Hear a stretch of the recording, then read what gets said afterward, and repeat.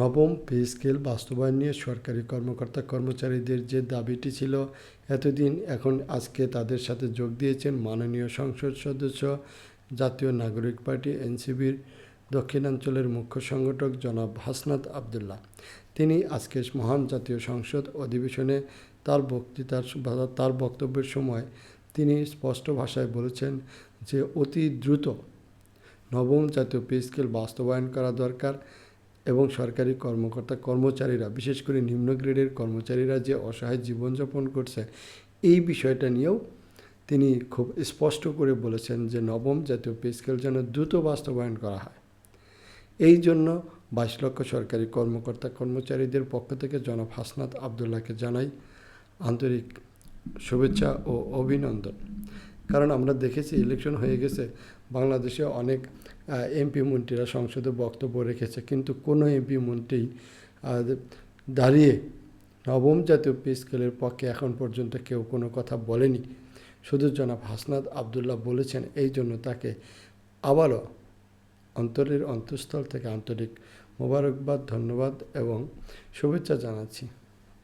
আরেকটি বিষয় হয়েছে যে বাংলাদেশে কিন্তু অনেক বড় বড় জ্ঞানীরা আছে। যেমন বাংলাদেশে আরেকজন জ্ঞানী আছে ডক্টর দেবপ্রিয় ভট্টাচার্য। তিনি কেন যে সব সময় আমি দেখেছি এর আগেও নবম জাতীয় পে স্কেলের বিষয়ে তিনি সবসময় নেগেটিভ মনোভাব প্রকাশ করে। আসলে নবম পে স্কেল বাস্তবায়ন হলে ডক্টর দেবপ্রিয় ভট্টাচার্যের ক্ষতিটা কোথায়? আর যদি নবম পে স্কেল বাস্তবায়ন না হয় তাহলে ডক্টর দেবপ্রিয় ভট্টাচার্যের লাভ কোথায়? এই বেটা সারাক্ষণ নবম পে স্কেল বাস্তবায়নের বিরোধিতা করে থাকে। আরে তুই এত বড় জ্ঞানী, এত আন্তর্জাতিক খ্যাতিসম্পন্ন অর্থনীতিবিদ, তুই দেশের জন্য কি করেছিস? আমরা তো দেখলাম না তাকে দেশের জন্য কিছু করতে। শুধু দেশে এসে বড় বড় কথা বলে যায়, কিন্তু কাজের বেলায় ঠনঠনাঠন। আমাদের এই ধরনের লোক দরকার নেই। আমাদের দরকার হাসনাত আবদুল্লাহদের মতো নেতা, যারা সঠিক বলতে কোনো পিছুপা হবে না।